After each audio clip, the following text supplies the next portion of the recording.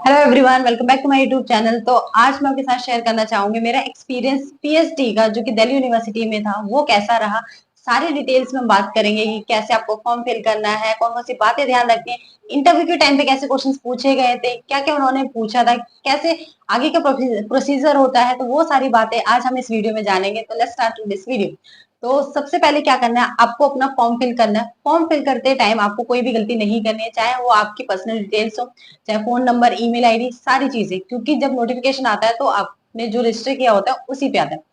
Second thing is कि जब आप फॉर्म को फिल करते हो तब आपको रिसर्च प्रपोजल उसी टाइम सबमिट करना होता है। अब कुछ ऐसे कैंडिडेट्स हैं तो जो कहते हैं कि अभी तो हमने पीएचडी स्टार्ट नहीं की है, या फिर हमें पता ही नहीं रिसर्च प्रपोजल कैसे बनाना है। तो फॉर्म फिल करने से पहले रिसर्च प्रपोजल का जो टॉपिक है और उसको बनाना आपका कंपलसरी इंपॉर्टेंट है, क्योंकि विदाउट रिसर्च प्रपोजल के आपका जो एडमिशन फॉर्म है वो कंप्लीट नहीं होगा। सेकेंड थिंग, जो भी आप रिसर्च प्रपोजल बनाओगे और सारी की सारी बातें आपको ध्यान रखनी है, कैसे बनाना है, उसके लिए मैं अलग से वीडियो अपलोड कर दूंगी कि रिसर्च प्रपोजल कैसे बनाना है। क्योंकि मेरी रिसर्च प्रपोजल में काफी गलती निकली थी जो कि उन्होंने मुझे बताई थी, तो उसके बिहाफ में मैं आपको बता दूंगी कि रिसर्च प्रपोजल कैसे बनाना है। तो आपने रिसर्च प्रपोजल बना लिया, उसको आपने साइट पे अपलोड कर दिया। अब क्या करना है, आपको कुछ टाइम तक वेट करना है।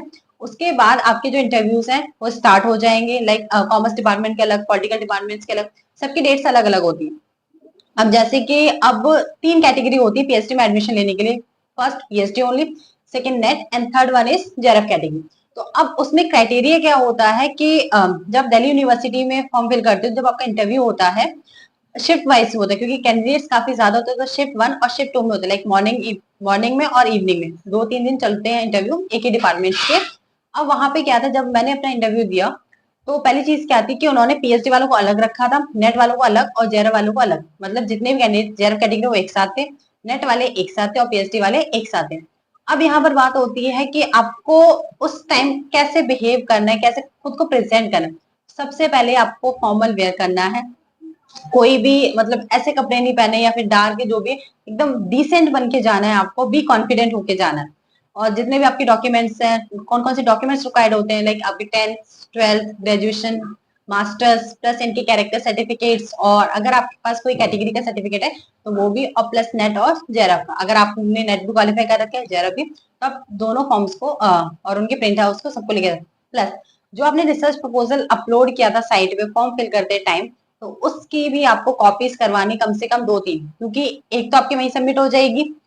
सेकेंड आपका क्या होगा कि आपको एक साथ में लेके जानी पड़ेगी। और सबसे इंपॉर्टेंट चीज कि जब आप इंटरव्यू के टाइम जाते हो तो रिसर्च प्रपोजल तो लेके जाना है, उसको सबसे पहले आपको प्लेगरिज्म चेक करवाना होता है कि आपने कहीं से चीटिंग तो नहीं की है, किसी रिसोर्सेज से पूरा कॉपी पेस्ट तो नहीं किया।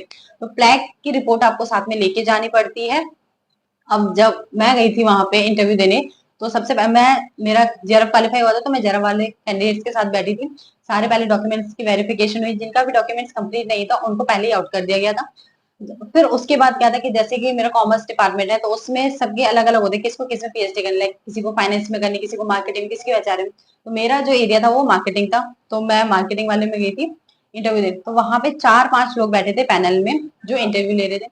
सबसे पहले मतलब ग्रीटिंग किया, गुड मॉर्निंग, गुड आफ्टरनून, जो भी था। उसके बाद बैठे, फिर उन्होंने रिसर्च प्रपोजल दिया। उन्होंने कहा था कि जो आपका रिसर्च प्रपोजल है वही आपने अपलोड किया था। Yes sir. तो उसके बाद क्या था कि वो आपसे क्वेश्चंस पूछना स्टार्ट करेंगे। सबसे पहले क्वेश्चन ये होगा कि वाई विल डू पीएचडी, क्या आप पीएचडी क्यों करना चाहते हो, आपका इंटरेस्ट है भी या नहीं। क्योंकि आपको पता है कि अगर आप जेआरएफ क्वालिफाइड हो तो आपको एक अच्छा खासा स्टाइफन मिलता है। तो कुछ काफी ऐसे कैंडिडेट्स हैं जो सिर्फ स्टाइफन के लिए करते हैं। तो उन्होंने पूछा, तो मैंने उसका आंसर दिया था वो डिसेंट वे में कि हाँ इसलिए करने क्योंकि मेरा इंटरेस्ट है रिसर्च एरिया में। सेकंड क्या था कि फिर उन्होंने जो क्वेश्चंस पूछे थे वो सारे के सारे रिसर्च प्रपोजल से पूछे थे। लाइक आपके रिसर्च प्रपोजल में पॉपुलेशन क्या है, सैंपल स्पेस क्या है, कैसे स्टडी करोगे, किस पे स्टडीज करोगे, सारी चीजें। अब वहां पे क्या था कि सिर्फ एक ही सर, मतलब जो डीन सर थे, वही सिर्फ क्वेश्चंस नहीं पूछ रहे थे, बाकी जो भी सर थे, अजय सर थे, अनिल सर थे, वो भी क्वेश्चंस पूछ रहे थे।